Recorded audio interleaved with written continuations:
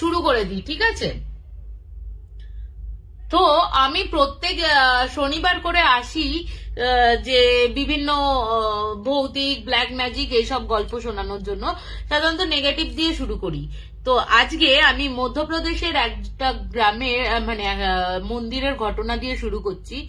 ও মধ্যপ্রদেশের মালবা জেলা, বর্তমানে মান্ডি, সেখানে একটি মন্দির রয়েছে যার নাম বৈদ্যনাথ।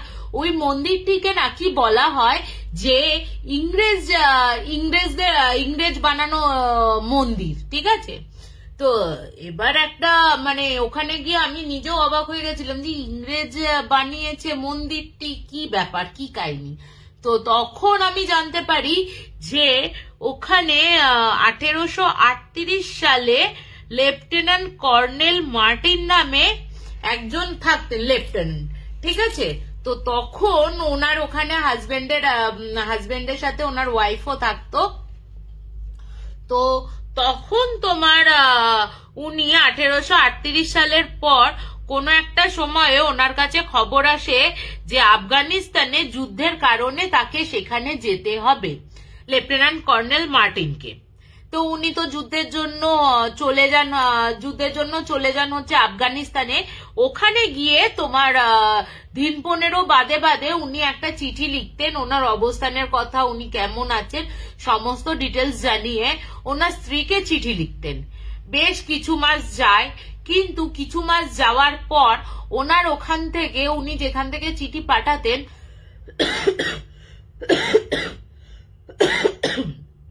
একটু ক্ষমা করে দিও, আমার প্রচন্ড ঠান্ডা লেগেছে, ঠিক আছে? তো যেহেতু উনি সেখান থেকে যেহেতু দিন 15 অন্তর অন্তর চিঠি পাঠাতেন, উনি কিন্তু সেখান থেকে কিছু মাস যাওয়ার পর চিঠি পাঠানো একদম বন্ধ করে দেন, ঠিক আছে? তো বন্ধ করে দেওয়ার পর তো যিনি মেম ছিলেন ওনার, মানে ওয়াইফ ছিলেন, তিনি তো চিন্তা করতে করতে, ভাই একটু তুমি আমাকে বলতে পারবে যে একটু হোয়াটসঅ্যাপে বলো তো দেখি পরিষ্কার শোনা যাচ্ছে কিনা আমাকে। কেমন আছো ভাই? Good evening. তা এবার যখন ওই মেমের কাছে কোনো খবর আসে না, উনি ভাবেন যে ঠিক আছে, দিন 15 অপেক্ষা করার পর 1 মাস যায়, 2 মাস যায়, 3 মাস যায়, যখন কোনো খবর আসে না এবং তার মনের অবস্থা, যেহেতু উনি যুদ্ধক্ষেত্রে গেছেন, তার যুদ্ধক্ষেত্রে গিয়ে তার স্ত্রীর মনের অবস্থা কি হয়, যেহেতু ইনি এখানেই ছিলেন মধ্যপ্রদেশে, তো সেহেতু উনি বিভিন্ন জায়গায় খোঁজ খবর চালানোর পরও কিন্তু খোঁজ মানে কর্নেল মার্টিনের কোনো খবর পান না ওই মেমটি।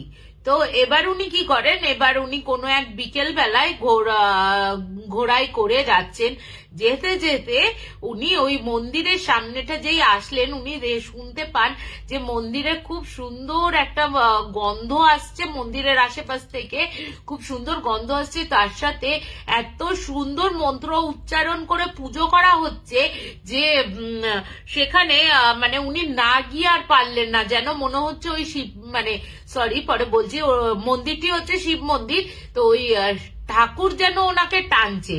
তো উনি ঘোড়ায় করে ঘোড়ার থেকে নেবে উনি মন্দিরে প্রবেশ করেন, এবং মন্দিরটা তখনকার 1838 সালে মন্দির হচ্ছে একদম ছোট্ট খাট্ট একটা মন্দির।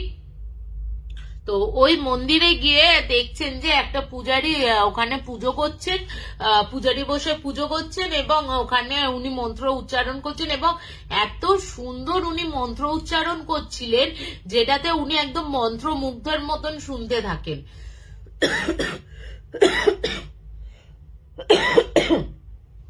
সরি, একটু ক্ষমা করে দিও আমার এই কাশির জন্য। হ্যাঁ, তা উনি শুনতে থাকেন এবং উনি ওনার মতন করে ঠাকুরের কাছে বলতে থাকেন যে ওনার স্বামী কেমন আছে, ওনার স্বামী ঠিক আছে কিনা, ওনার স্বামীর কি হয়েছে, এইসব জানানোর জন্য উনি বারবার করে মানে জানায়।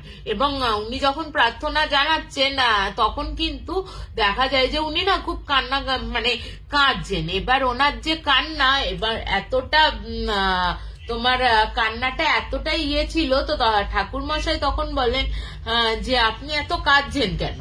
তখন উনি বললেন যে অ্যাকচুয়ালি আমার আজ কয়েক মাস যাবত আমি আমার হাজবেন্ডের কোনো খোঁজ খবর পাচ্ছি না, সেই কারণে মানে আমি মানে ঠাকুরের কাছে, গডের কাছে প্রার্থনা জানাচ্ছি।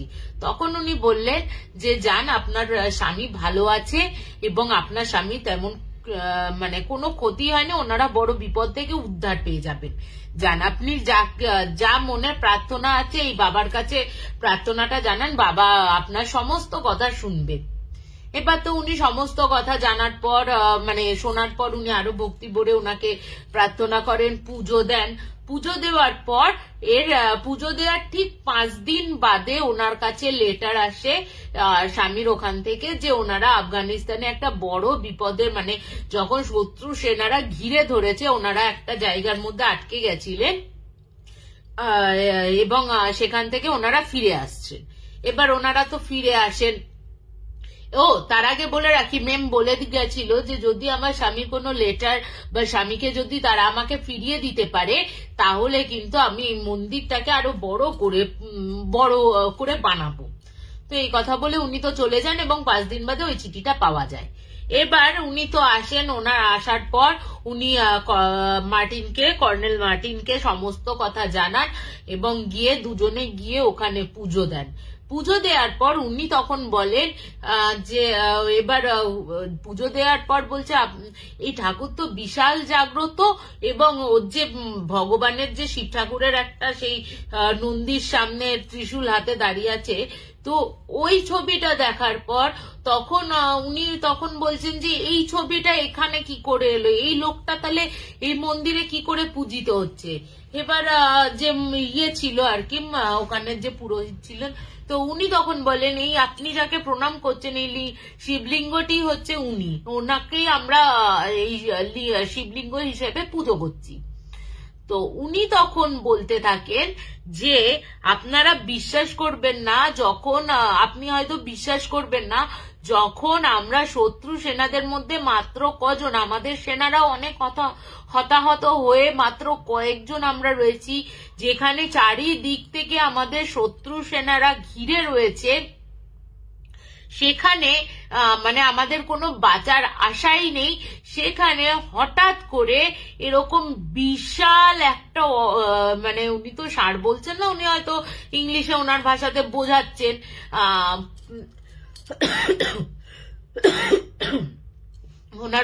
বোঝাচ্ছেন, কিন্তু বলছে বিশাল দেহি, অন্তত মানে কত ফুট হাইট এবং কতটা চওড়া একটা মানে নন্দীর পিঠে চড়ে, নন্দী তো বলতে পারছে না, ষাঁড়ের পিঠে চড়ে এরকম 3টে দাঁতালা একটা অস্ত্র হাতে নিয়ে, তার মধ্যে মাথায় জটা রয়েছে, উনি মানে ওনারা দেখছেন আর কি, ওই জটা রয়েছে, গলায় মালা রয়েছে, কিন্তু সাপ ফাপ ওনারা দেখতে পাননি, যেটা গলায় ঝুলছে সাপ শিব ঠাকুরের থাকে ওরকম না, গলায় কোনো কিছু নেই, একটা বাঘছাল, নিচে শুধু নিম্নাঙ্গ হচ্ছে বাঘছাল, ওরকম বিশাল দেহি ওই একজন মানে লোক ওনাদের ওই জায়গাতে গিয়ে ওই 3টে দাঁতের মতন, মানে ত্রিশূলের কথা বলছে, ওনার কাছে তো ওই অস্ত্রটা 3টে দাঁতের মতন, ওই 3টে দাঁতের মতন অস্ত্র দিয়ে শত্রু সৈন্যদের পুরোটা ভাগিয়ে দিল জাস্ট 5 মিনিটের মধ্যে। যেটা আমরা যেটা আমরা বেশ কয়েকদিন ধরে মানে যুদ্ধ করেও আমরা শত্রু সেনাকে হটাতে পারিনি, সেখানে উনি একজন এসে জাস্ট, যার কাছে কোনো অস্ত্র নেই, কোনো রাইফেল নেই, কোনো গান নেই, কিচ্ছু নেই, একটা স্রেফ ওই ত্রিশূল হাত মানে 3টে দাঁতের মতন অস্ত্র নিয়ে উনি সব শত্রু সৈন্যদের কিন্তু ওখান থেকে তাড়িয়ে দিলেন। এবং উনি কিন্তু আমাদের সাথে কোনো কথাবার্তা বলেননি, উনি শুধু ইশারাতে আমরা যে কজন ছিলাম সেই কজনকে বেরিয়ে আসতে বললেন, এবং কোথা দিয়ে এবং আমরা শুধু ওনার পেছন পেছন গেছি। সামনে যখন উনি যাচ্ছেন মাঝে সাঝে উনি ঘাড় ঘুরিয়ে দেখছেন যে আরো লোকজন আসছে কিনা। মানে লোকজন আসছে কিনা। উনি কিন্তু যদি দেখছেন না কেউ পিছিয়ে পড়ছে, উনিও কিন্তু দাঁড়িয়ে যাচ্ছেন, দাঁড়িয়ে থেকে উনি কিন্তু রক্ষা করে নিচের ক্যাম্পে নিয়ে আসে এবং বলছে আমাদের অবস্থা এতটাই খারাপ হয়ে গেছিল যে আমাদের কাছে কোনো খাবার ছিল না, কোনো জল ছিল না এবং আমরা প্রচন্ড পিপাসায় মরে যাচ্ছিলাম।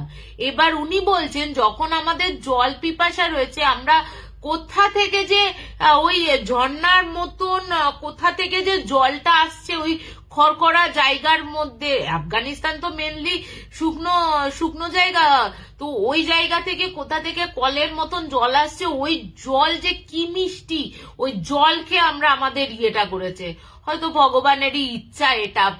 তো উনি কি করেন, উনি যখন সমস্ত এইসব দর্শনটা পান, উনি বলেন আমি এই মন্দিরটি তৈরি করে দেব। কিন্তু তখনকার দিনের কি হয়, একজন ইংরেজ হয়ে তো ওই তোমার মন্দির স্থাপন করতে তারা বাধা দিতে থাকে গ্রামবাসীরা আর কি মূলত। তখন উনি বলেন যে ঠিক আছে, একটা কাজ করা যাক, তোমরা বরঞ্চ গ্রাম থেকে যেটুকু চাঁদা হয় সেই চাঁদাটুকু তোলো, আর যেটুকু কম লাগবে সেই অংশটা আমি দিয়ে দেব, তাহলে সর্বধর্ম সমন্বয়ে আমরা এই মন্দিরটা গড়তে পারি। কর্নেলের প্রস্তাবে ওনারা রাজি হন। তখনকার দিনে মন্দিরটি তৈরি করতে 11,000 টাকা লেগেছিল। ওই 11,000-এর মধ্যে তখনকার দিনের সমস্ত গ্রাম থেকে মাত্র 1,000 টাকা জোগাড় হয়েছিল, আর বাদ বাকি 10,000 টাকা কিন্তু উনি দিয়েছিলেন।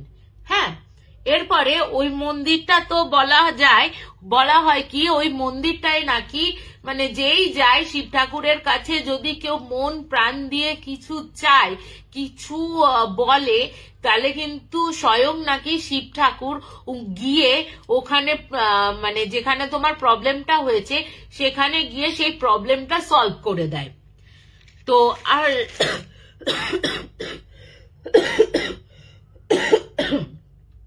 সরি, ওষুধ চলছে তাও কাশিটা কমছে না। তো ওখানে আর একজনের মানে ওই মন্দিরের সামনে না আর একজনের মূর্তি বসানো রয়েছে। তো ওখানে আমরা গিয়ে জিজ্ঞেস করলাম যে এই মূর্তিটা কার, ইনি কি কোনো সাধু সন্ত? তখন উনি বলছেন না, ইনি কোনো সাধু সন্ত না, নাম বলেছিল, আমি যথারীতি নাম ভুলে গেছি। তো ওনার হচ্ছে উনি একজন নামকরা অ্যাডভোকেট ছিলেন, ঠিক আছে। তো তোমার অ্যাডভোকেট হচ্ছে তোমার 2000 সালে উনি মারা যান। তো যখন উনি অ্যাডভোকেট ছিলেন, নাম করার প্রতিপত্তি, এবং ওনার বাড়ি ছিল ওই গ্রামেরই একটা জায়গায়। তো ওই গ্রামের বাড়ি থেকে উনি যখন যাতায়াত করতেন কোর্টে, তো তখন কি হয়েছে, মানে যখনের আগের কথা বললাম, তখনের গ্রাম থেকে তো এখন আর গ্রাম নেই, মান্ডি শহর হয়ে গেছে। তো ওখান থেকে ওই মন্দিরে উনি কি করতেন, একটু মানে প্রত্যেক দিন আগে বেরিয়ে অন্তত 10 মিনিট ওই বাবার কাছে বসে তোমার ধ্যান করতেন, এবং ওনার যা মনে চাওয়া পাওয়া যা কিছু আছে সেই চাওয়া পাওয়াগুলো উনি হয়তো বলতেন। তা উনি অন্তত 10-15 মিনিট ওখানে বসে প্রত্যেক দিন 2 বেলা করে উনি ওখানে যেতেন মন্দিরে। এবার একদিন গেছেন, তো উনি বলছেন যে মানে উনি নিজে করেছেন আর কি, বর্ণনা দিয়েছেন, ওখানকার কোর্টের উকিল ফুকিল জাজ সবাই তারা করেছে। তো তখন একদিন একটা কেসে, খুব গুরুত্বপূর্ণ কেস ছিল ওনার কাছে, এবং ওই কেসটাতে না ওনাকে মানে জিততেই হতো, না হলে একটা মেয়েকে ইনসাফ দিতে পারতো না উনি। তো উনি তখন ওখানে গিয়ে মানে মন প্রাণ দিয়ে শিব ঠাকুরের কাছে, মানে ভোলে বাবার কাছে ওনার মনের যে যেন উনি জিতে যান, এরকম করতে করতে ধ্যান করতে থাকেন। এবার উনি যখন ধ্যান করতে করতে উনি যে কখন কোথায় তলিয়ে গেছেন ঘুমের মধ্যে, মানে ঘুমের মধ্যে বলতে কি উনি ধ্যান করতে করতে কোথায় তলিয়ে গেছেন। এবার ওনার যখন ধ্যানটা ফেরে, ঠিক আছে, তার পরের ঘটনাটা কি হয়েছে সেটা পরে উনি শুনতে পেয়েছেন। ওনার যখন ধ্যানটা ভঙ্গ হয় তখন উনি দেখছেন ঘুরঘুরটি অন্ধকার এবং সামনে সন্ধ্যা আরতি হচ্ছে। এবার ওনার মাথায় তো হাত, যে এ কি আমি করে ফেললাম, যে আমি এতটাই ধ্যানে মগ্ন হয়েছিলাম যে একটা মেয়েকে আমি বাঁচাতে পারলাম না। আমি তো কেসটা আমি যেখানে পৌঁছাতেই পারিনি, অবভিয়াসলি অপর্যন্ত জিতেই গেল না, যে একটা অসহায় মেয়েকে আমি জেতাতে পারলাম না। এ তুমি কি করে দিলে ভগবান, এ তুমি কি করলে? হ্যাঁ, এবার তোমার যথারীতি এই কান্নাকাটি করতে করতে মানে মন খারাপ হয়ে তো উনি বাড়ি যান। বাড়ি গিয়ে উনি তো যথারীতি বলেছিলেন উনি কোর্টে যাচ্ছেন। এবার কোর্ট থেকে উনি, বাড়ির লোকও জানে না যে কোর্টে যাচ্ছে না, মন্দিরে এতক্ষণ বসেছিল। এবার যখন কোর্ট থেকে মানে ওনারা তো দেখছেন বাড়ির লোক খুব মানে বিপদ, মানে মুখ চোখ খুব ইয়ে হয়ে গেছে, ওরকম অবস্থায় মনমরা অবস্থায় বাড়িতে আসছেন। যখন স্ত্রী জিজ্ঞেস করছেন যে কি হয়েছে, তখন স্ত্রীকে বলছে যে আজকে একটা কাণ্ড হয়ে গেছে, আমি মেয়েটিকে কোনোভাবেই জেতাতে পারলাম না, আমার মেয়েটিকে ইনসাফ দেয়া হলো না। এবার তখন উনি বলছেন, না ওনার স্ত্রী তো অবাক হয়ে গেছেন। অবাক হয়ে উনি তখন বলছেন যে কি বলছো তুমি, যে স্ত্রীকে মানে মেয়েটিকে ইনসাফ দেয়া হলো না, তা তুমি কিভাবে হেরে গেলে? তুমি তো বললে তোমার কাছে এভিডেন্স ছিল, সমস্ত কিছু ছিল। তখন উনি ওই অ্যাডভোকেটটি বলছেন যে আমি কি করে, আমি যখন ওই মন্দিরে যাই কিছুটা ধ্যানের সময় হয়, ধ্যান করতে বসি এবং ধ্যানটি যখন ভঙ্গ হয় এবং বাড়ি আসার কিছুক্ষণ আগে, তো আমি তো কোর্টে যেতেই পারিনি। আজ আমার কি হয়ে গেল?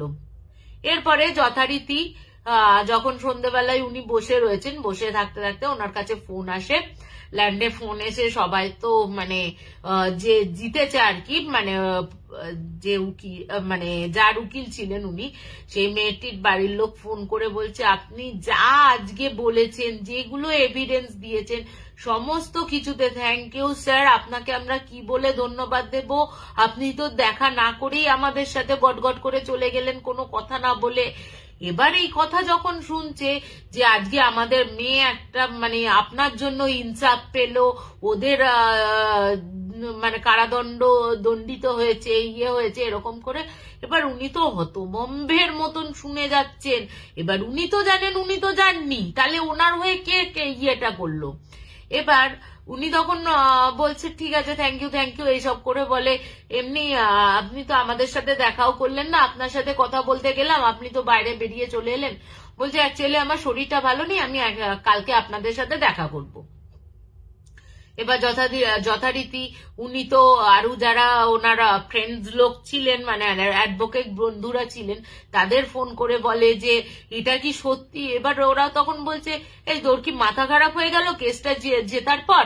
তুই কি বলছিস এরকম ভাবে, যে তুই কেসটা জিতেছিস মানে তুই জেতালি, তুই এভিডেন্স দিলি, তুই এত তর্ক করলি, তুই ইয়ে করলি, তুই আর এখন বলছিস? ও তখন আর একজন যে ওনার একটু কাছের অ্যাডভোকেট যিনি ছিলেন, তিনি তখন তেনাকে মানে তিনি বলছেন আর কি, দেখ ভাই আমি কিন্তু সত্যি যেতে পারিনি।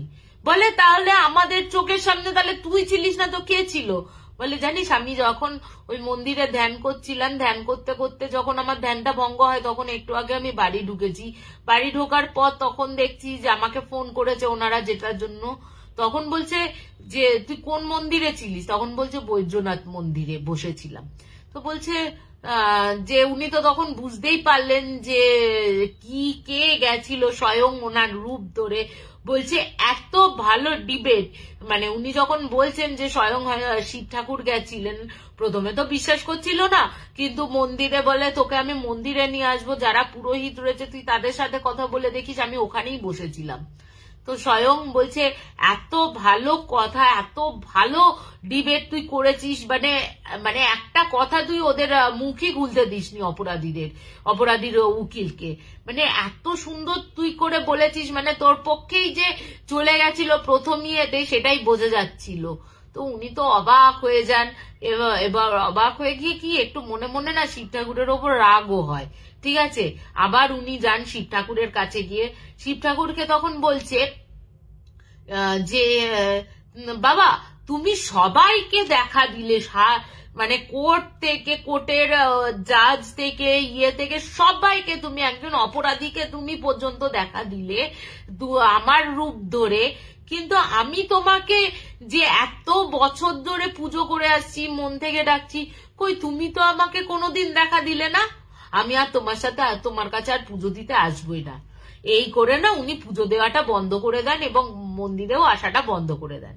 তার যখন উনি দেখছে মানে অভিমান করে রয়েছেন, তার ঠিক 3 দিন বাদে উনি স্বপ্ন বলতে কি, উনি তখন আধো ঘুম আধো জাগরণে ছিলেন।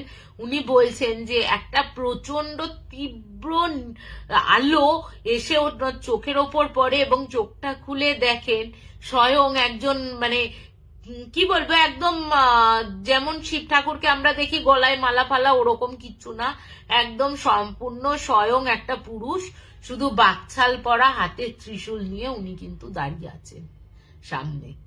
বলছে তখন উনি যখন আধো ঘুম আধো ইয়েতে যখন রয়েছে, চোখটা খুলে দেখতে পাচ্ছে কিন্তু আবার চোখটা বন্ধ হয়ে যাচ্ছে, তখন উনি শুনতে পান উনি বলছেন যে আর রাগ করে থাকিস না, তুই মন্দিরে যা, মন্দিরে গিয়ে পুজো দে, তোর এরপর থেকে যা কিছু হবে, যা বড় কিছু হবে সব আমি দেখবো। আমাকে তো তুই আমার ওপর রাগ করে তুই আমি দর্শন দিইনি তোকে, সেইভাবে তুই রাগ করে যাচ্ছিস না তো, ঠিক আছে দেখ তুই তো দর্শন পেলি, তুই এবার মন্দিরে যা, মন্দিরে গিয়ে তুই আমার পুজোটা কর আবার।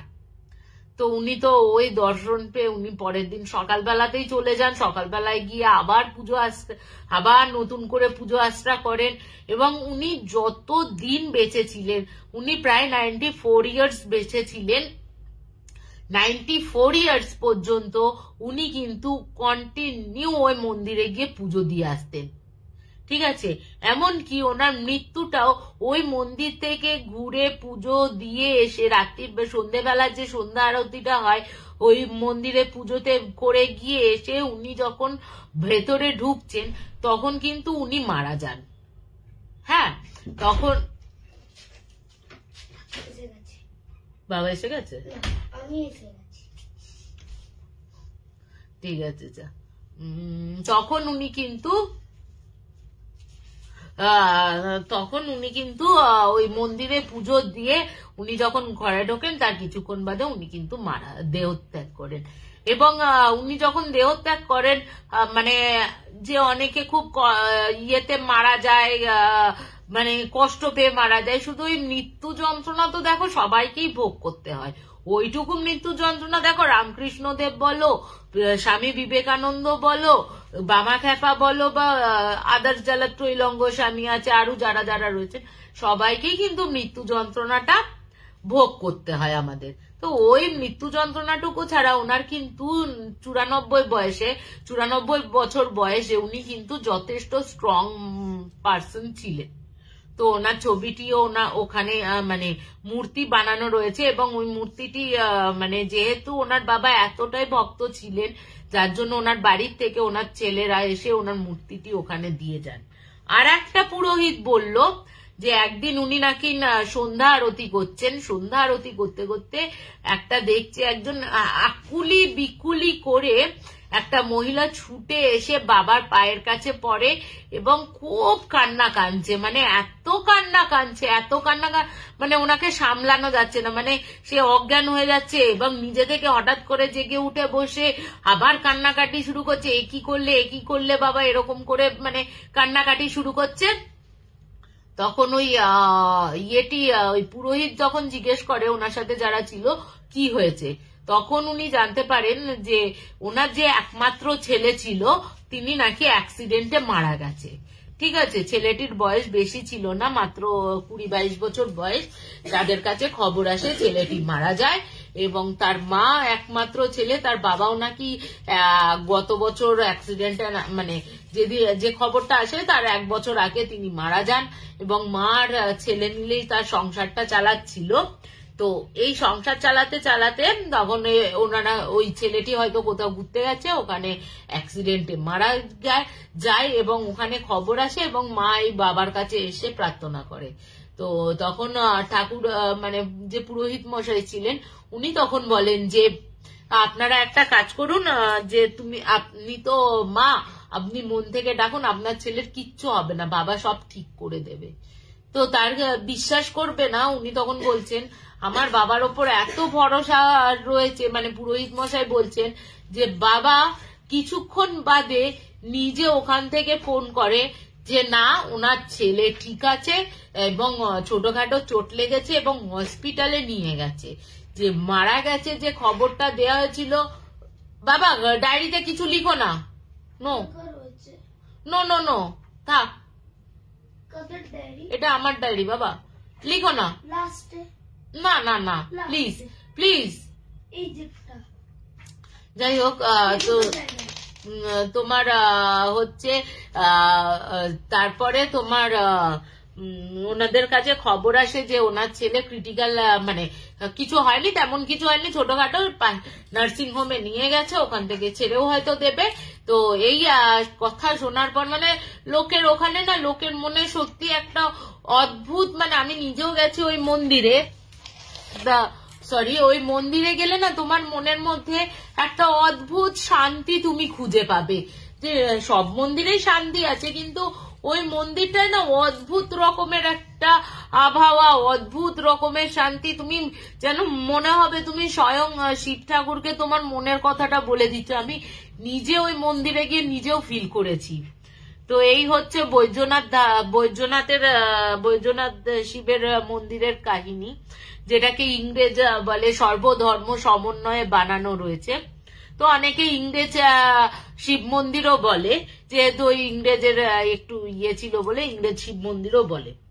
তো কেমন লাগলো এই প্রথম ঘটনাটা আমাকে বলো। গুড ইভিনিং ইন্দ্রানিদি, গুড ইভিনিং তাপসীদি, কেমন আছো ইন্দ্রানিদি, তাপসীদি, হাই প্রিয়দর্শিনীদি, কেমন আছো, হাই দনুদি, কেমন আছো সবাই। ও প্রিয়দর্শিনী দিকে একটা বলতে চাই, ও প্রিয়দর্শিনী দি তুমি যা বিউটিফুল, আর তোমাকে কি বলবো, আমি তোমাকে দেখি আর ভাবি যে তুমি কত সুন্দরী, মানে জাস্ট আমি ফটোগুলো দেখি আর ভাবি যে মানে তোমাকে না ভগবান, সত্যি বলছি প্রিয়দর্শিনী দি, তোমাকে না ভগবান মানে খুব যত্ন সহকারে অনেকক্ষণ সময় নিয়ে বানিয়েছে, মানে আমি জাস্ট ফিদা হয়ে যাই তোমাকে দেখে। যাই হোক, আর একটা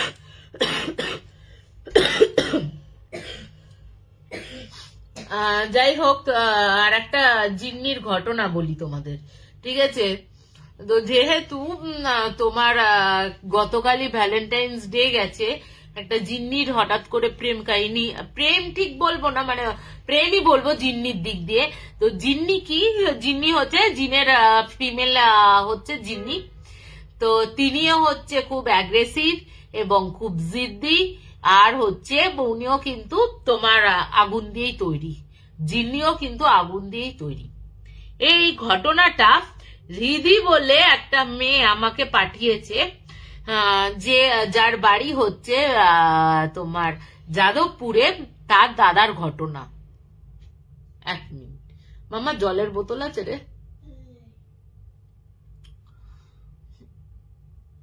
ওই ঘরে নিয়ে গেছি, একটু নিয়ে না। মানে ভাবো যে আমি যদি জলটাও না ভরি, হঠাৎ যদি আমার জল তেষ্টা পাই, সেই জলটাও মানে আমাকে কেউ দিয়ে দেবে না। তার বাবা তো অফিসেই রয়েছেন, ঠিক আছে, আর ইনি তো কিছুই পারেন না। মানে ভাবো তুমি, মানে জল তেষ্টা পেলেও জল দেওয়ার মতন আমাকেই ভরে আমাকেই খেতে হবে, কি অবস্থা। আমার তো জানো খেয়ে নিতাম, তাহলে খাবো কি করে। তো তোমার যাই হোক, আবার ঘটনাটা চালু করি, চুপ যাও, পরে দেখছি। এই ঘটনাটা রিধি বলে যে কিনা যাদবপুরে থাকে, তার দাদার জীবনের ঘটনা। তো তার দাদা হচ্ছে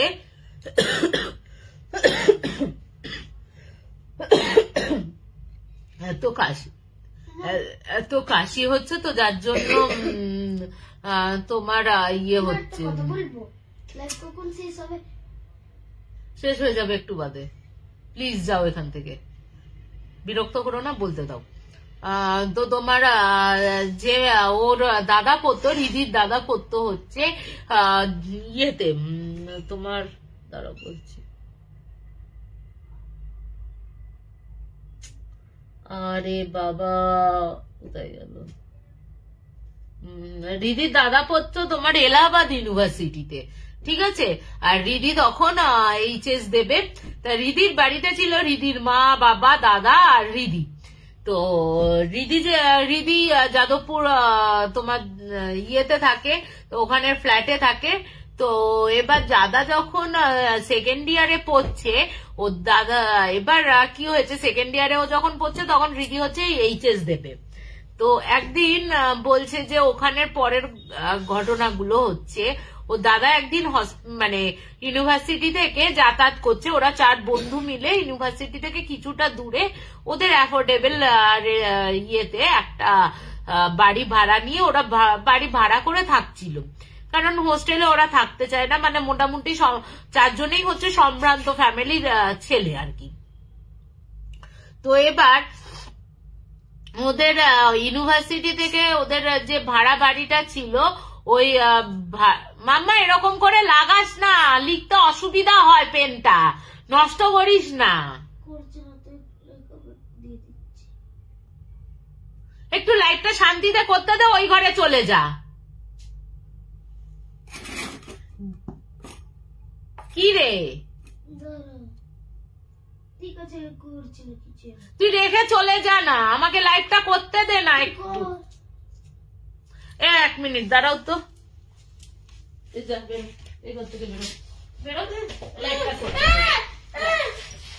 বেরো।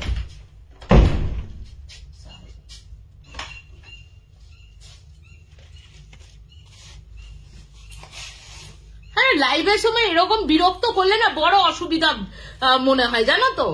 একবারই লাইভ করতে বসবো, 10 বার করে ওর দিকে তাকাতে হবে, মানে আমি কিছু করতে বসলে ওর উনকুটুনি কাজগুলো বেশি করে মনে পড়ে।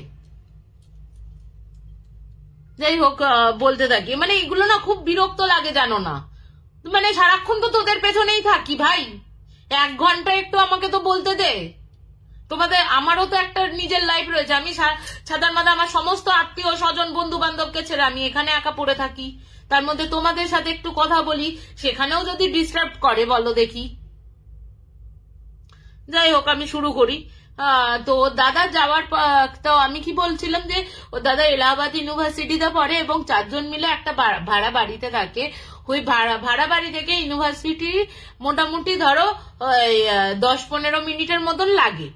এবার ওরা বলছে যে আমরা একদিন ফিরছি, মানে ওরা তো শুধু পড়াশোনার ইউনিভার্সিটি করে না, ওরা ওই গঙ্গার ঘাটে গেছিল। গঙ্গার ঘাট থেকে ওর দাদা বলছে আমি খেয়াল করছি যে আমাদের 4 বন্ধুর পেছন পেছন একটা মেয়ে বেশ দেখতে সুন্দর, মেয়েটি বেশ ফলো করতে করতে আসছে, এবং ওরা সেটাও খেয়াল করেছে ওরা যেখানে যাচ্ছে ও সেখানে যাচ্ছে, এবং ও কিন্তু কিছু কথা বলার চেষ্টা করছে। তো 4 বন্ধু বলছে যে ওরা চেষ্টা করছিল, যাই হোক ইয়াং ছেলে, যাই হোক কে কাকে দেখে ঝাড়ি মারছে সেটা তো বোঝা যায় না, তাই না। এবার 4 জনেই ভাবছে 4 জনকে দেখে ওই মেয়েটি ঝাড়ি মারছে। এবার ওরা কি করে, যখন 4 জন চারদিকে এদিক ওদিক ও মেয়েটিকে কার সাথে ঝাড়ি মারছে এটা পরীক্ষা করার যখন আলাদা আলাদা হয়ে যাচ্ছে, তখন ওরা তখন খেয়াল করেছে যে রিধির দাদার সাথেই কিন্তু ওই দাদার পেছন পেছনই ওই মেয়েটা ঘুরে বেড়াচ্ছে। তখন বোঝা গেল যে রিধির দাদার পেছনেই ওই মেয়েটি পড়েছে। তো ওরা যখন বাড়ি চলে আসে, বাড়ি যখন আসার পথে ও দেখছে ওই মেয়েটি কিন্তু ওদের পেছন পেছন আসছে ফলো করতে করতে। তো ওরা প্রথম দিন কিছু বলেনি, দ্বিতীয় দিন ইউনিভার্সিটি যাওয়ার পথে ও দেখে যে একটা গাছের তলায় ওই মেয়েটি দাঁড়িয়ে রয়েছে, ফেরার পথেও ওর সাথে রয়েছে, এবং বলছে যে যখনই ওই মেয়েটির সাথে রিধির দাদা চোখাচোখি হতো তখনই না তোমার ও একটা স্মাইল দিত, মেয়েটি স্মাইল দিত, এবং একদম অদ্ভুত যেন রিদির দাদাও দেখতে সুন্দর, আমি বলবো না যে রিদির দাদাকে দেখতে খারাপ, মানে আমাকে ফটো পাঠিয়েছিল, দুজনের যথেষ্ট সুন্দর দেখতে, প্রায় 6 ফুটের কাছাকাছি হাইট, মানে জিম করা বডি। এখন তো আরো ভালো লাগছে, তখন তো ইয়াং ছিল, যাই হোক ইয়াং ছিল বলে আরো বেশি হয়তো অ্যাট্রাক্টিভ ছিল। এবার ও যখন দেখছে যে যখনই ও আসতো যেত ওকে একটা সুন্দর স্মাইল দিত, এবার ওর না খুব অকওয়ার্ড ফিল হতো, কারণ ওর দাদা না ওই একটু, অনেক ছেলেরাই আছে কি বলতো মানে একটু মেয়েবাজি করতে চাই, মানে খারাপ বাজবে নিও না, কিন্তু ওই মেয়েদের পেছনে যায়, মেয়েদের লাগে, মেয়েরা একটু ইয়ে করলে অ্যাটেনশন দিলেই একেবারে গলে যায়। কিন্তু রিদির দাদা কিন্তু এরকম ছিল না, ওর মানে মোটামুটি প্রতিষ্ঠিত হতে হবে জীবনে, বোনকে ইয়ে করতে হবে, বোনকে দেখতে হবে, মা বাবার বয়স হয়েছে এরকম নিয়ে ওকে ভালোভাবে ইয়ে করতে হবে। ওর শুধু মাথায় ছিল যদি আমি ভালোভাবে মানে পাশ করতে পারি, ভালো একটা চাকরি জোটাতে পারি, তাহলে আমার কোনো মেয়ের অভাব হবে না। কিন্তু এই টাইমটা হচ্ছে ভাইটাল আমাকে, মানে আমার ইয়ের জন্য। তা এবার তোমার হয়েছে কি, এবার ওর দাদা যখন এরকম প্রথম তো কিছুতেই পাত্তা দিত না, কিন্তু একদিন হঠাৎ করে ওখানে বৃষ্টি নেমেছে, তো বৃষ্টির সময় ওনা ছাতা নিতে ভুলে গেছে। তার মধ্যে এবার 4 জন যেহেতু বন্ধু ছিল, সবাই তো রোজ দিন আর কলেজ আসতো না, তার মধ্যে দুজন, ওদের দুজনের মধ্যে একজন বলছে আমার তো গার্লফ্রেন্ডকে অপেক্ষা করছে, এই বৃষ্টির মধ্যে আমি কিছুক্ষণ দাঁড়িয়ে যাই, তুই বরঞ্চ চলে যা। এবার ও তখন কি করছে, রিদির দাদা বলছে আমি কিছুটা ওই বৃষ্টির মধ্যেই এগোচ্ছি, এগোতে মানে ঝিরঝির করে বৃষ্টি পড়ছি, হঠাৎ করে ওই মেয়েটি একটা বড় ছাতা নিয়ে আমার মাথার তলায় দাঁড়ায়, এবং সেইখান থেকে শুরু হচ্ছে ওদের কথাবার্তা। এবার কথাবার্তা কি হচ্ছে, তোমার নাম কি, ও তখন একটা নাম বলেছে, দাদার নাম বলেছে, তখন মেয়েটি বলে যে আচ্ছা দাদা, তখন মেয়েটিকে বলে যে আচ্ছা আমি অনেকদিন ধরে খেয়াল করছি তুমি আমাকে ফলো করছো কেন? তখন ও বলে আমি তোমার মানে তোমাকে এক দেখাতেই ভালোবেসে ফেলেছি, তোমার সাথেই থাকতে চাই, তুমি যা চাও তাই দেবো একদিন বলছে। এবার ও তখন বলছে তুমি যা চাও তাই দেবে, আর তুমি আমাকে ভালোবাসো, আমি তোমাকে চিনি না জানি না, আমি তোমাকে কি করে ভালোবাসতে পারবো, আমি তো তোমাকে ভালোবাসতে পারি না, এরকম ভাবে বলে। এ তো মেলামেশা করতে করতেই তুমি আমাকে ভালোবেসে ফেলবে, ইয়ে করবে, এরকম করতে করতে তো কয়েক মাস কাটে, মেয়েটি প্রপোজ করে যায়, ও ততই বলে না আমি তোমাকে চিনি না জানি না, আমি তোমাকে কিছু বলতে পারবো না, এরকম ভাবে। এবার ও তো না করে, কিন্তু কি বলতো ওই দাদার নিজের মুখে যেটুকু বলছে রিদির দাদা বলছে যে আমি তো না করে যাচ্ছি, কিন্তু ওই না বলার পরেই তারপরে যে ও যদি কোনো একদিন না দাঁড়ায়, হয়তো সকালবেলাটা দাঁড়ালো না, কোনো একদিন যদি না দাঁড়ায়, ও কেন দাঁড়ালো না এরকম মনে হতে থাকে, মানে ওকে আমার দেখা চাই, কিন্তু ওর প্রপোজালটাও আমি অ্যাকসেপ্ট করতে পারছি না। দাদা বলছে তখন বেশ কিছুদিন বাদে ও তখন বলল যে তুমি যদি আমার সাথে থাকো, তুমি যদি আমাকে ভালোবাসো, তাহলে তুমি যা চাও সেটাই আমি দেব। এবার তখন ওর দাদা বলছে কি করে, তুমি নিজেই এখন পড়াশোনা করছো, আমি যা চাই তুমি তাই দেবে, আমার বাংলো চাই, আমার গাড়ি চাই, যা যা টাকা সুখ স্বাচ্ছন্দ্যের জন্য টাকা পয়সা চাই, আমার টেসলা গাড়ি চাই, ইয়ে চাই, মানে আর আবি যাবে এইসব বলে যাচ্ছে ও দাদা। ওর তখন ওই মানে ওর যে ইয়েটি বলছে তুমি সব পাবে, তুমি যদি আমাকে ভালোবাসো, তুমি যদি আমার সাথে থাকো, তাহলে আমি তোমাকে একে একে তুমি যা যা চাও, এবং তোমার ফ্যামিলির মা বাবা বোন তোমার যা যা চায়, আমি কিন্তু সেই জিনিসগুলো তোমাকে এনে দেব। এবার ওর তখন সন্দেহ হয়, এবার ও তখন বলে যে তুমি যে দেবে তো তুমি কে?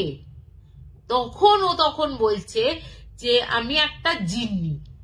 এবার জিন্নির নাম শুনেছে, কিন্তু একটা সশরীরে একটা মেয়ে যদি কেউ তার প্রেমিকের সামনে বলে যে আমি জিন্নি হই, তা কোন প্রেমিক ভাই মেনে নেবে?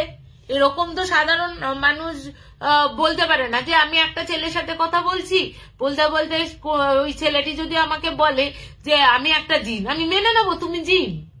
তো ওর দাদার পক্ষেও মেনে নেওয়া সম্ভব ছিল না। ওর দাদা তখন বলে যে তুমি জিন্নি হও, যাই হও না কেন, তুমি যে জিন্নি তার প্রমাণ কি? ঠিক আছে, জিন্নির তো অনেক কিছু প্রমাণ থাকে তোমরা আগুনের ইয়েতে, কিন্তু তোমাকে তো দেখে তো মনে হচ্ছে না। তুমি তো একটা রক্ত মাংসের মানুষ, তুমি কি করে জিন্নি হও? তোমার হয়তো নাম হতে পারে জিন্নি। বলছে আমার নাম তো তা নয়, আমি একটা জিন্নি। তখন বলছে তুমি তাহলে আমাকে প্রমাণ দাও, তুমি যে জিন্নি, তুমি যে জিনের একজন অংশ বা ভূত প্রেত, তুমি সেটা আমাকে প্রমাণ দাও।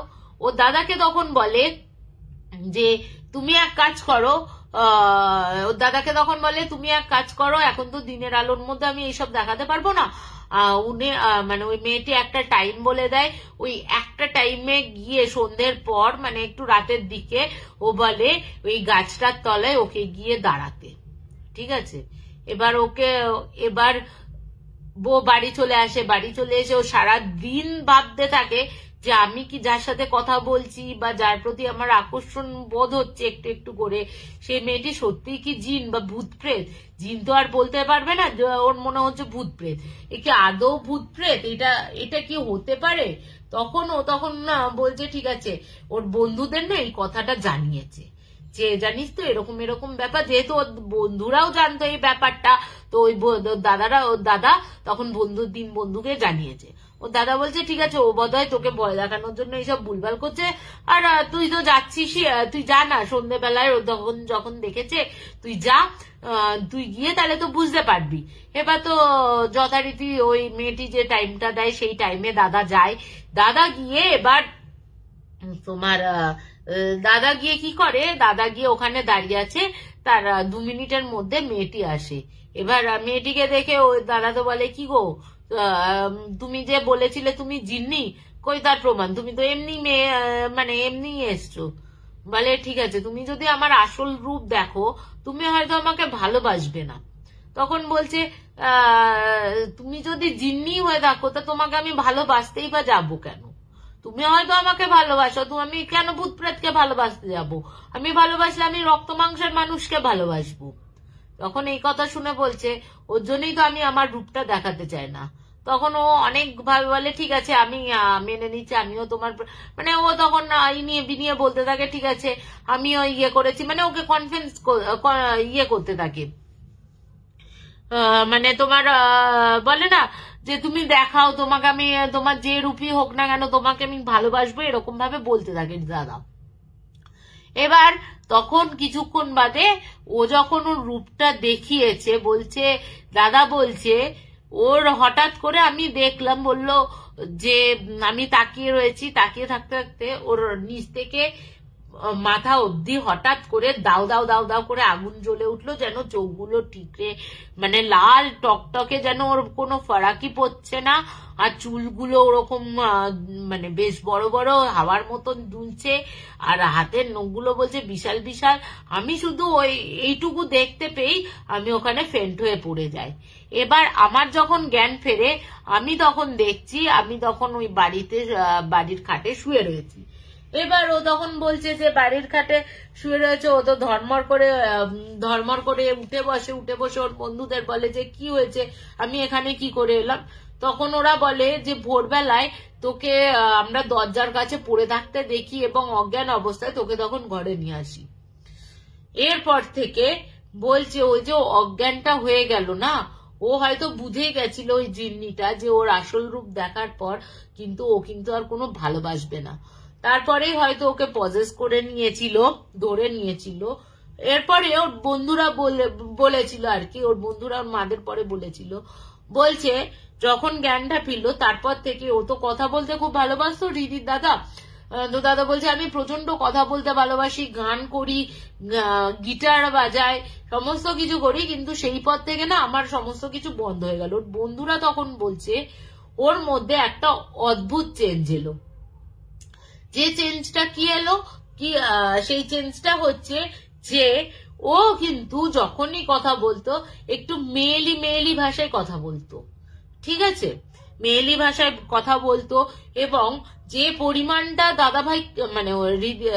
দাদা খেত তার থেকে মানে প্রায় 20 গুণ বেশি লোকের খাবার খাচ্ছে। বলছে একটা মানুষ ওরা একদিন রুটি মাংস নিয়ে এসছে, বলছে আমরা তখন মানে হাত মুখ ধুচ্ছি, একজন ফোনে কথা বলছে, রিদি দাদার টেবিলের সামনে খাবার রাখা রয়েছে, চারজনের মতন 28টা বা 30টা রুটি আনা হয়েছে, ঠিক আছে।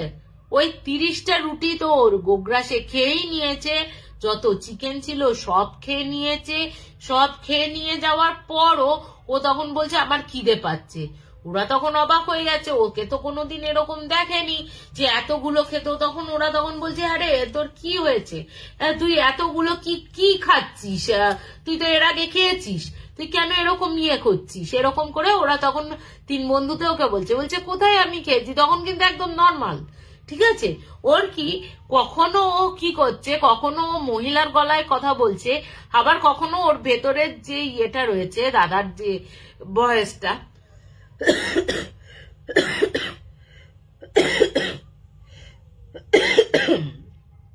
সরি, ওর দাদার যে ভয়েসটা রয়েছে সেই ভয়েসে কিন্তু কথা বলা শুরু করেছে। মানে দুটো ভয়েসেই কথা বলছে, কখনো ওই মেয়েটির ভয়েসে, কখনো ওর ভয়েসে।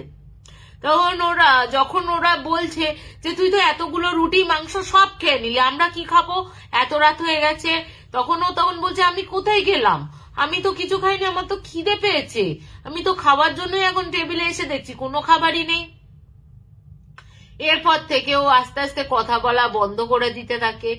ওর যে ঘরের যে ছেলেটি ছিল, ওরা 2 BHK তে ছিল, ওর যে ঘরের ছেলেটি ছিল, ও প্রায় দিনই শুনতে পেত যে কোনো নারী মূর্তির মানে নারীর সাথে, মানে একটা মেয়ের সাথে একটা ছেলে যেরকম কনভারসেশন করে ওরকম। ও চোখ খুলে বহুবার দেখেছে, আলো জ্বালিয়ে দেখেছে, কোনো মেয়ের কিন্তু অস্তিত্ব পাওয়া যায়নি, কিন্তু ও কিন্তু ওর ঘর থেকে ওরকম মেয়ে আর ছেলের যে প্রেমালাপ, তার কথাবার্তা এরকম ও পেতে শুরু করে।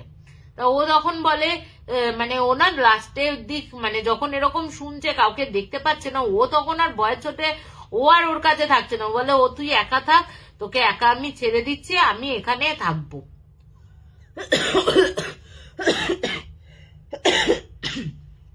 ওদের সাথে থাকবো।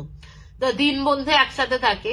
এবার ওর কিন্তু একদম ইউনিভার্সিটি যাওয়া ততক্ষণে স্টপ করে দিয়েছে, কোনো ইউনিভার্সিটি যাচ্ছে না। ওর যে এরকম পরিমাণ খাবারটা বেড়ে গেছে, মানে খাচ্ছে, এই কথাগুলো কিন্তু ওর তোমার এই কথাগুলো কিন্তু ওই বন্ধুরা ওর দাদার বাড়িতে কিন্তু কোনো কিছু জানায়নি। কিন্তু একদিন ও ইউনিভার্সিটি থেকে ফিরে এসে ওরা না অবাক হয়ে যায়।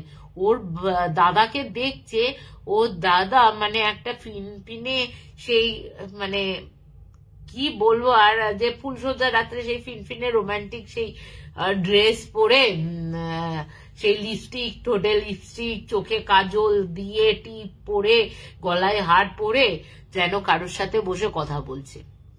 এই দেখে তো ওর 3 বন্ধু অবাক হয়ে যায়। ওর 3 বন্ধু তো বলছে এই তুই এরকম কি সব ড্রেস পরেছিস উল্টো পাল্টা, হ্যাঁ এইগুলো খোল, কি সব, তোর কি মাথা বাপা খারাপ হয়ে গেছে, এগুলো আবার কেউ পরে নাকি, মেয়েদের মতন হাব ভাব করছিস। বলছে আমরা যখন এই কথাগুলো ওকে বলছি, ও পুরো মেয়েদের ভাষায় বলছে, ভাই লোক, মানে হিন্দিতেই বলছে যে ভাইয়া আপনি মানে আমাকে কেন বকছেন, আমি তো এর বউ, আমি এই ড্রেস পরবো না তো কি, মানে মেয়েরা তো এই ড্রেসই পরে, আর আপনারা তো এখন চলে আসবেন, আমি জানতে পারিনি। এবার ও তখন বলছে ইয়ার কি মারছিস, মেয়েদের গলায় কথা বলছিস, ইয়ে করছিস। ওরা তো মানে যা তা বলছে, ও তো কোনো কথাই শুনছে না। মানে এবার বলছে যে ওরা যখন ঘরে চলে গেছে, এবার আর একজন যখন বাথরুমে ফ্রেশ হতে আসছে, দেখছে কি ও আয়নাতে নিজেকে মানে দেখছে। ও যখন আয়নাতে দেখছে, এবার অপোজিট থেকে তো দেখতে পাচ্ছে, অপোজিটে ওর মুখটা দেখা যাচ্ছে। বলছে ও না, মানে যে বন্ধুটা দেখতে পেয়েছে, বলছে ও পুরো চিৎকার করে উঠেছে। চিৎকার করে উঠতে আরো 2 বন্ধু যারা ছিল তারা বেরিয়ে এসে তখন বলছে কি হয়েছে। ও যে চিৎকার দিয়েছে, ওরা 2 জন বেরিয়েছে। এইদিকে এর দাদার কিন্তু কোনো ভুকরেপ ছিল না, ঠিক আছে, এর দাদার কিন্তু কিছু যায় আসে না। তো তখন বলছে ওর বন্ধুকে, বলছে তুই মুখটা দেখ আয়নাতে। এবার আয়নাতে যখন মুখটা দেখছে পুরো একটা মেয়ের মুখ ওর আয়নাতে দেখা যাচ্ছে। তো তো এই দেখে ওরা তিনজনে তো প্রচন্ড ভয় পেয়ে যায়। ওরা বলে না, এটা তো বেশি বাড়াবাড়ি হয়ে যাচ্ছে, তাহলে ওর বাড়িতে খবর দিই। এবার দাদার বাড়িতে খবর দেয়া হয়। খবর দেওয়ার পর ওকে মানে রীতিমতো ভিডিও কল করা হয়। ভিডিও কলেও তো তার আগে বলি মা বাবার সাথেও কিন্তু ওই কখনো মেয়েদের গলায় কখনো ছেলেদের গলায় কথা বলা স্টার্ট করেছিল, কিন্তু ওরা ইয়ার্কি ভেবে অত মাথায় কিছু নেয়নি। এবার ওরা যখন সমস্ত কথা জানায় ওকে, মানে মা বাবাকে জানায়, পরের দিন ওর বাবা এসে ছেলেকে তো নিয়ে যেতে চায়, কিন্তু কিছুতেই যেতে চায় না। ও তখন বলে আমি কি করে যাব। এবার বলি যে ওর বাবা যে নিয়ে যেতে চাইছে, ও তো তখন বলছে না আমি এখানেই ঠিক আছি, এখান থেকে আমি কোথাও যাব না, পরে যাব। তার কিছুক্ষণ বাদে আর একটি বলছে যে पापा जी आप चले जाइए, ये मेरे साथ ही रहेगा। মানে দুটো ভাষায় দুটোবার মানে পাপাজি বলতে ও তখন শ্বশুরকে ভেবেই নিয়েছে ওটা ও শ্বশুর, ঠিক আছে। এরপর তো জোর জবরদস্তি করে যে বোনের খুব শরীর খারাপ, মায়ের শরীর খারাপ, তুই আয়, তুই এইভাবে মানে এইসব বুঝিয়ে বাজিয়ে ওকে তো কলকাতায় নিয়ে আসা হয়। কলকাতায় নিয়ে এসে ডাক্তার দেখানো হয়, কিন্তু ডাক্তারের কাছে গেলে কিন্তু দেখা যাচ্ছে যে ডাক্তারের কাছে গেলে কিন্তু ওর কোনো প্রবলেম নেই, নর্মাল ছেলেদের ভাষায় যেমন কথা বলছে সেরকম বলছে। ডাক্তাররাও বুঝতে পারছে না, 2-3টে বড় বড় সাইকিয়াট্রিস্টকে দেখানো হয়ে গেছে, তারাও কিছু বুঝতে পারছে না। এবার বলে রাখি, ও যখন প্রথম ওই এলাহাবাদ থেকে এখানে এলো বাড়িতে, তখন বলছে ওর পুরো হাব ভাব চেঞ্জ হয়ে গেছে। মাকে বলছে, শাশুমা বলছে, আমাকে সেই লজ্জায় যেমন নতুন বউরা যেমন কথাবার্তা বলে ওরকম বলছে, আমাকে ননদ বলে সম্বোধন করছে, এমনকি আমি দাদা বলে ডাকছি, এই দাদা তুই কি সব বলছিস আমাকে। তখন ও দিদি বলছে যে অদ্ভুত, যে তখন বলছে তোমার দাদা তো একটু বাইরে গেছে, আমি আছি, তুমি বলো না তো তোমার কি প্রয়োজন আছে। মানে পুরো মেয়েদের ভাষাতে বলছে। মানে দিদি বলছে যে এরকম না, আমি শুধু টিভি ফিভিতেই দেখেছিলাম, এরকম যে নিজের দাদার সাথে এরকম হবে বুঝতে পারিনি। এরপরে বলে রাখি যে এই যখন এরকম ঘটনা হচ্ছে, ওরা তো বিভিন্ন ডাক্তার ডাক্তার ফাক্তারের কাছে গেছে। এবার বলে রাখি, ওর যে বাবার বোন ছিল তার বাড়ি ছিল মুর্শিদাবাদে। তো এবার মুর্শিদাবাদে তো এবার কি করে, ও বলছে যে দাদা কদিন পিসির বাড়ি থেকে ঘুরে আসে, ওখানে থাকলে তোর মনটাও ভালো হয়ে যাবে। তখন ওই মেয়েটির গলে বলছে হ্যাঁ, মানে বুয়া শাসকে তো দেখতে যাবো, ইয়ে করবো, এরকম ভাবে কথা বলছে। ও তখন বলছে দাদা তোর কি মাথাটা খারাপ হয়ে গেছে, এখানে ডাক্তারদের কাছে গিয়ে তুই দাদার মতন বিহেভ করছিস, তুই এখানে আসলে তুই এরকম বৌদির মতন ব্যবহার করছিস কেন, তোর থোড়ি বিয়ে হয়েছে, এরকম করে কথা বলছে। এরপরে তো একদিন বলছে দিদি আর দিদির এক বান্ধবী এসছে, এবং সেখানে দাদার অ্যাপয়েন্টমেন্ট ছিল ডাক্তারের কাছে, মা বাবা আর দাদাকে নিয়ে মা বাবা ডাক্তারের কাছে গেছে। এবার বলছে আমরা যখন বসে টিভি দেখছি, হঠাৎ করে আমাদের কানের কাছে একটু মানে টিভি তো চলছে, যেন মনে হচ্ছে দাদার ঘর থেকে কে যেন কাঁদছে। এবার রিদি তখন বলছে বাড়িতে কেউ নেই, কাঁদছে কে, এটা কি তাহলে কোনো দাদা ইয়ার্কি মেরে ফোনে ইয়ে করে দিয়ে গেল ভয় পাওয়ানোর জন্য। ওরা তখন কি করেছে, দুই বন্ধুতে মিলে হাত ধরাধরি করে ওই দাদার পাশের ঘরে যায়। পাশের ঘরে গিয়ে দেখছে একটা মহিলা ওদের সামনে মানে মাথা নিচু করে বসে খুব কাঁদছে, এবং দেখে বোঝা যাচ্ছে যে ওই মহিলাটিকে যে একদম সদ্য বিবাহিত কোনো মহিলা। তো তখন রিদি তখন বলছে ওই মহিলাকে কাঁদতে দেখে আমি না ভয়ে চিৎকার করে উঠেছি। আমি ভেবেছি কোনো চোর ফোর যদি হয়, প্রথমে তো ভূত প্রেত বিশ্বাস করে না লোকে, চোর চামার এইসবই ভাবে, চোর ডাকাতি এইসব করার লোভে। এবার ও যখন রিদি বলছে, আমি যখন চিৎকার করে উঠে বলছি কে আপনি, এখানে বসে কি করছেন, দাদার ঘরে আপনি কি করে ঢুকলেন। ও তখন কাঁদতে কাঁদতে বলছে, যে গলাতে দাদা আর কি কথা বলে সেই গলার আওয়াজেই বলছে যে তোমার দাদাকে না ডাক্তারের কাছে নিয়ে যেও না গো, তোমার দাদার তো কিছুই হয়নি, তোমার দাদা তো আমার সাথে থাকে বলে ওর জন্য ওরকম ব্যবহার করে, না হলে তো আমি ও তোমার দাদার কিছু হয়নি, এরকম রোজ রোজ তোমার দাদাকে নিয়ে যেও না। তুমি বিশ্বাস করো আমি থাকি বলে এরকমও দুভাবে কথা বলে। এবার রিদি তখন বলছে যে তুমি কে হও, তুমি কে যে ওর ইয়েতে ওর ভেতরে ঢুকে ও কি করে কথা বলছে? ও তখন রিদিকে বলছে যে আমি একজন জিন্নি। ও তখন বলছে জিন্নি মানে? বলছে আমি তোমাদের ভাষাতে আমি একজন মুসলিম ভূত মানে বলে যে জিনের তো নাম শুনেছ, আমি তারই ফিমেল জিন্নি। তোমার দাদাকে দেখে আমার ভালো লেগে গেছিল, তারপর থেকে তোমার দাদার সাথে আমি এলাহাবাদ থেকে এখানে এসছি, তোমার দাদাকে আমি বিয়ে করেছি, আমি তোমার বৌদি হই। এই কথা শোনার পর বলছে দিদি আর বলছে আমরা আর কোনো কথা কিচ্ছু করিনি, একদম দরজা ওই কথা শুনে তো বলে এক দৌড়ে বাড়ির বাইরের ইয়েতে গিয়ে দাঁড়িয়ে আছি, বাড়ির বাইরে গিয়ে দাঁড়িয়ে আছি আমরা। মানে বাড়ির বাইরে কি একদম ওরা 4 তলায় ছিল, 4 তলা থেকে দূর করে নেমে এসে রাস্তায় গিয়ে দাঁড়িয়ে থাকে। এবার ও যথারীতি ওর বাপ মা আসে, বাপ মা দাদা আসে, দাদা আসার পর বলে কিরে তোরা এখানে দাঁড়িয়ে আছিস, কি হয়েছে? তখন ওরা বলে যে এরকম এরকম ব্যাপার, এরকম এরকম আমি দেখেছি, এরকম এরকম আমাদের বলেছে।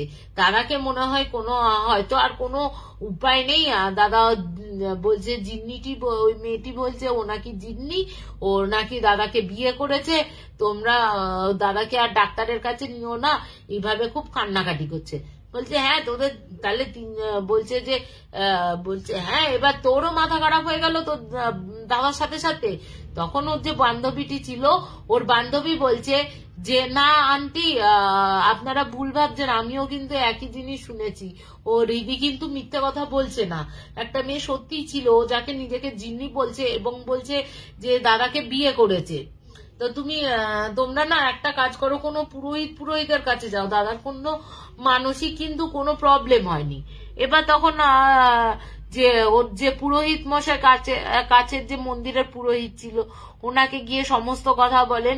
উনি তখন বলেন যেহেতু জিন্নিতে ধরেছে, এইগুলো না ওই মানে ভূত প্রেত ছাড়ানো যায়, কিন্তু জিন্নি সাধারণত মুসলিমরাই ভালোভাবে ছাড়াতে পারে, এবং জিন এবং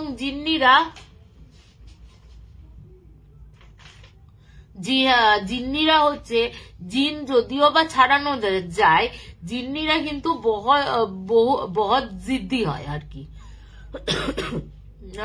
বহুত জিদ্দি হয়, এবং ওরা যাকে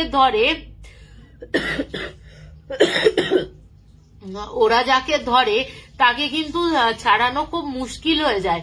তুমি যদি ওই জিন্নিটির ক্ষতি না করো তাহলে কিন্তু ওরাও তোমাকে তোমার ছেলেকে যে মেরে ফেলবে তাও কিন্তু না, মানে তোমার ছেলের সাথেই থাকবে এবং তোমরা যা চাও ও কিন্তু উপকারই করবে, উল্টে কিন্তু ও কিন্তু অপকার করবে না। কিন্তু একে ছাড়ানো খুব মুশকিল, এ খুব একটা জিদ্দি জিন্নি বলতে পারো।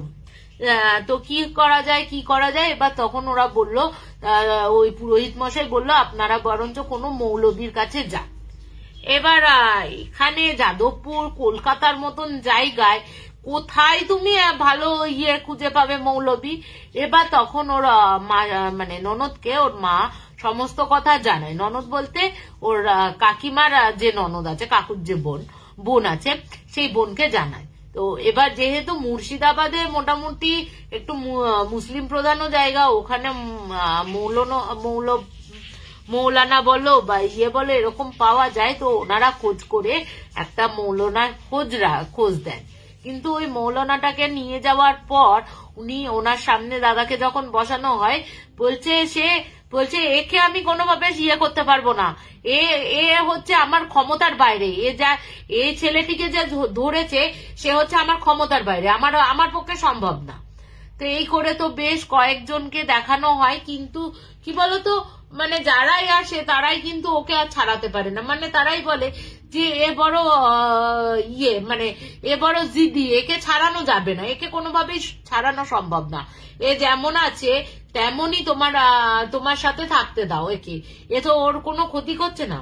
কিন্তু যাই বলে একটা বাপ মা কি মেনে নিতে পারবে যে আমার ছেলে একটা জিন্নির সাথে থাকে বা জিন্নির মতন ব্যবহার করে, কখনো মেয়ের মতন ব্যবহার করে? এরকম তো কোনো ফ্যামিলি মেনে নিতে পারে না, মা বাবা তো দূর কি বা, তাই না?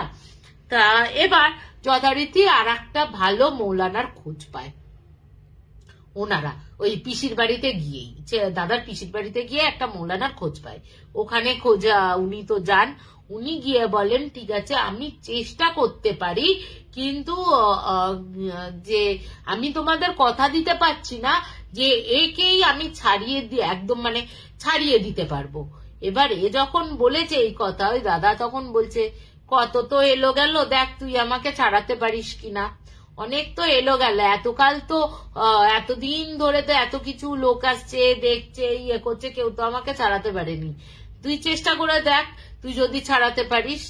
যদি ছাড়াতে না পারিস তাহলে কিন্তু তোর কপালে চরম দুর্ভোগ নাচছে, তোরও কিন্তু আমি ক্ষতি করে দিয়ে যাব, এরকম করে বলে যাচ্ছে দাদাকে। তো এইসব কথা শুনে ওই মৌলানাও, যতই হোক দেখো মৌলানাই হোক, সে তো পার্টিকুলার একটা মানুষ না, তার মনেও একটা ভয় রয়েছে। সে যখন ভাবছে তার বাড়িতে বউ রয়েছে, দুখানা ছোট ছোট ছেলে মেয়ে রয়েছে, সেও তখন ভাবছে যে এই জিন্নিকে না ছেড়ে মানে ঝেড়ে না দিয়ে বাবা আমার যদি কিছু ক্ষতি করে দেয় তাহলে আমি কি করব? ওকে হয়তো আমি ছাড়াতেই পারলাম না, উল্টে আমার ক্ষতি করে দিয়ে গেল, তাহলে আমি কি করব? তো প্রথমে কাজটা করতে না করে দেয় একদম, যে না এর পক্ষে আমার পক্ষে সম্ভব না, যে এরকম ছাড়ানো, আপনারা অন্য উপায় মানে অন্য কাউকে দেখে নিন, আমি দেখতে পারবো না। তখন ওর দিদির মা আর পিসি তো ওনার পায়ে গিয়ে পড়ে যান যে আমার ছেলেটিকে বাঁচান, আমাদের ছেলেকে বাঁচান, আপনি না বাঁচালে হয়তো আর কেউ বাঁচাতে পারবে না। এরকম করতে করতে বেশ কয়েকদিন বাদে উনি বলেন যে ঠিক আছে আমি চেষ্টা করতে পারি, কিন্তু আমি আপনাদের কথা দিতে পারছি না যে এই জিন্নিকে আপনার ছেলের কাছ থেকে আমি সরাতে পারবো। যেহেতু জিন্নিটি এতটাই ভালোবেসে ফেলেছে ওকে, এবং ওর মানে ওর সমস্ত ভালো খারাপ ও নিজে দেখছে, সেহেতু আমি মানে আপনাদের কোনো গ্যারান্টি দিতে পারছি না। তো ওই একটা দিন করে তো ওকে উনি এলেন ওদের বাড়িতে, মানে পিসির বাড়িতে এলো। পিসির বাড়িতে আসার পর উনি তখন প্রথমে বললেন এখানে যত ইয়াং ছেলে এবং ওর বাবা পিসির হাজবেন্ড পিসে মশাই এদের বললো আপনারা একদম বাড়ি থেকে বহু দূরে চলে যান, বহু দূর বলতে বেশ কয়েক কিলোমিটার দূরে চলে যান, যাতে আপনারা না থাকতে পারে। যেহেতু যদি ছেলে হতো আমি হয়তো মেয়েদের বাইরে পাঠিয়ে দিতাম, যেহেতু মেয়েদের কোনো অসুবিধা নেই সেহেতু মেয়েরা থাকুক, আমি একটা গন্ডি করে দিচ্ছি, এই গন্ডির মধ্যে মানে বাইরের এক্সট্রা কোনো মানুষ যেন বাড়িতে প্রবেশ না করে, দেখতে বললেন। এবং বাড়িতে কে ছিল? বাড়িতে ছিল হচ্ছে ওর মা, পিসি, ওর হৃদি আর পিসির মেয়ে, এই চারজনে মিলে একটা গোল করে দেয় এবং ওকেও নিয়ে আসে একটা গন্ডির মধ্যে। ওরা দুজনে বসে, দুজনে বসার পর উনি আবার ফোন করে ওনার বাড়িতে খবর দেন, খবর দিয়ে বলেন যে তোমরা তিনজনে তোমার ইয়ে করে গন্ডি কাটো, কেটে ওইটার মধ্যেই বসে থাকো, এবং যতক্ষণ আমি আবার দ্বিতীয়বার ফোন না করছি, উনি বলেন যে এরকম একটা ক্রিয়া করতে এসছি, তো ভীষণ মানে খারাপ একটা জিন্নি রয়েছে, তো তুমি একটা কাজ করো ওই গন্ডিটা কাটো, গন্ডিটা কেটে ওখানে তিনজনে বসে থাকো, এবং দ্বিতীয়বার আমি যতক্ষণ না ফোন করছি ততক্ষণ অবধি তুমি কিন্তু তোমরা তিনজনেই বাইরে বেরোবে না, ঠিক আছে?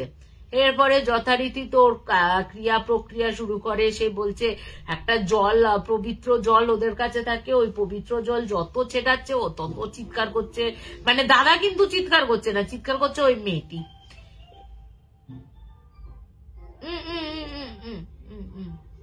এবার যখন ও তখন বলছে যে যখন চিৎকার করছে, এবার বলছে যখন ও আরো প্রক্রিয়া চালাচ্ছে হঠাৎ করে বলছে ঘরের দরজাটা পুরো খুলে যায়, ধাম করে খুলে গেল, এবং হৃদিরা বলছে যে এত বিশ্বাস করবে না তুমি দিদি, যে ঘরের আবহাওয়াটা মানে দরজাটা খুলে গেল, মনে হলো যে 60 ডিগ্রি হাওয়া যেরকম হয়, গরমের উত্তপ্ত গরম হাওয়া মানে ঘরের মধ্যে প্রবেশ করলো। এবার আমরা কিন্তু কোনো কিছু দেখতে পাচ্ছি না, কিন্তু যে মৌলবীটি ছিল সেই মৌলবী কিন্তু ওনার কথাবার্তা গুলো শুনে বোঝা যাচ্ছে কোনো আর একটা এন্টিটি ওই ঘরের মধ্যে প্রবেশ করেছে, ঠিক আছে। এবার উনি তখন যত বলছে তুই ছেড়ে দে ওকে, ও তো তখন না বলছে তুই ছেড়ে দে ওকে, ও তো তখন না ইয়ে করছে। এবার যে এন্টিটিটা প্রবেশ করেছে সেই এন্টিটিটাকে তিনি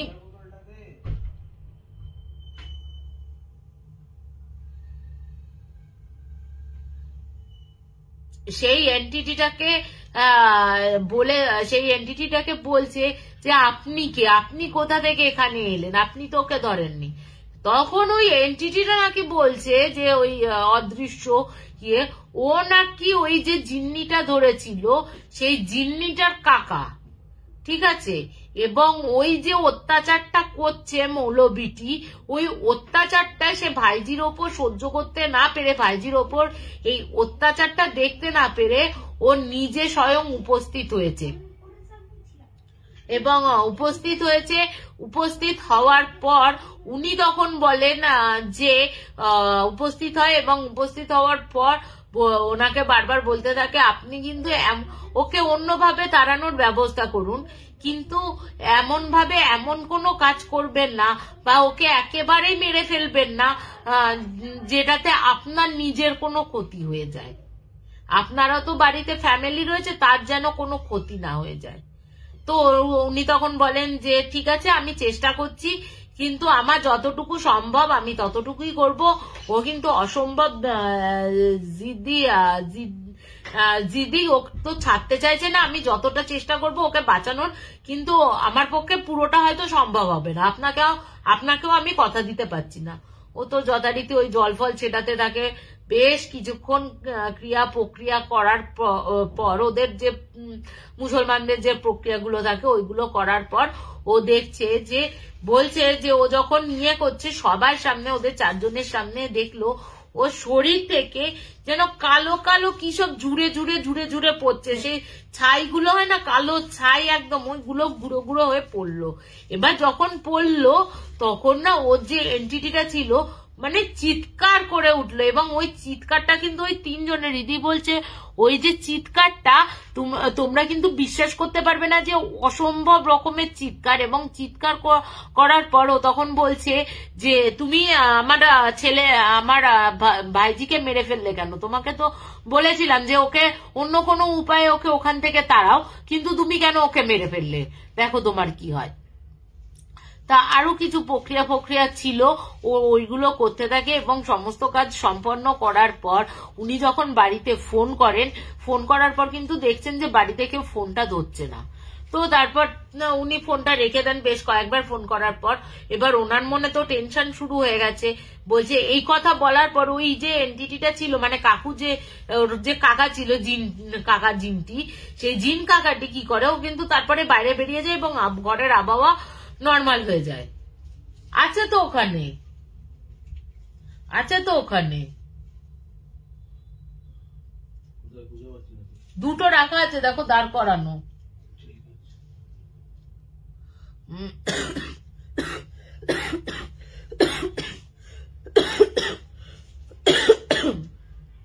তা উনি তখন কি করেন, এই দিকটা দেখ, যে এই হেডফোনের সামনে গুলোতে,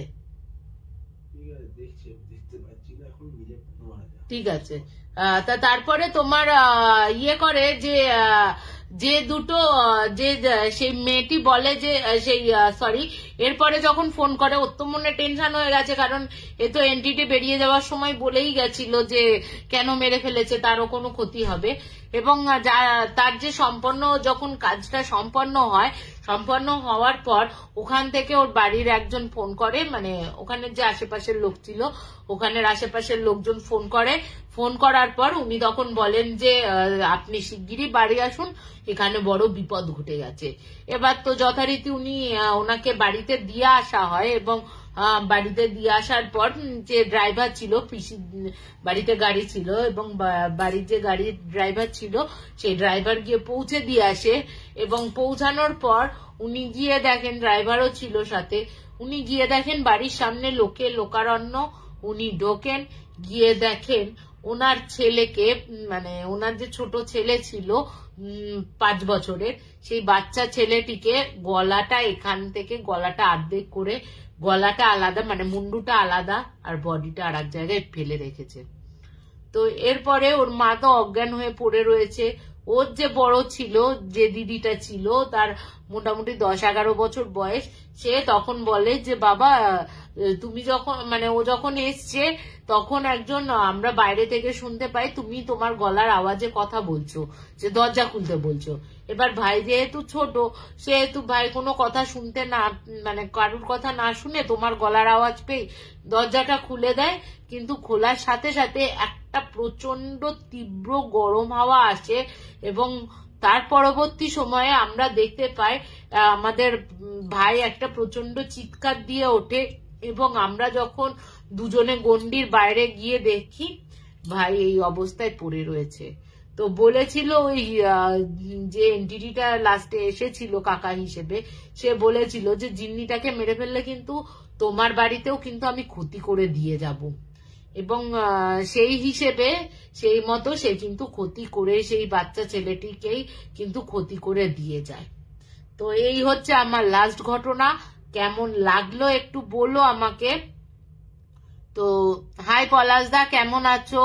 হাই সুচরিতা দি, কেমন আছো? তো এই হচ্ছে আমার লাস্ট ঘটনা, একটু বলো কেমন লাগলো। বলে না যে জিন জিন্নি এরা বহুত খতরনাক, যে বলে না যে যদি তোমার ক্ষতি করার ইয়ে থাকে ও ক্ষতি করে দিয়েই তবে যাবে। তবে কিন্তু পরবর্তীকালে কিন্তু ওই দাদাকে যখন ঠিক করে দেওয়া হয়, দাদার কিন্তু আর কোনো ভবিষ্যতে কোনো প্রবলেম হয়নি। ও কিন্তু এলাহাবাদ থেকেই পাস করে এবং পরবর্তীকালে ওর কোনো কিচ্ছু হয়নি, কোনো প্রবলেম হয়নি। ওই ইয়ে কিন্তু প্রবলেমটা হয়ে যায় হচ্ছে ওই বাড়িতে ওর ছোট বাচ্চাটাকে কিন্তু বলিদান দিতে হয় এই কাজটা করানোর জন্য। তো কেমন লাগলো আমাকে অবশ্যই কমেন্ট করো। আজকে এখানেই শেষ করছি। শুভরাত্রি, সকলে ভালো থেকো। আবার আমাদের দেখা হবে নেক্সট স্যাটারডেতে। তো এখানেই শেষ করছি। গুড নাইট, শুভরাত্রি, নমস্কার।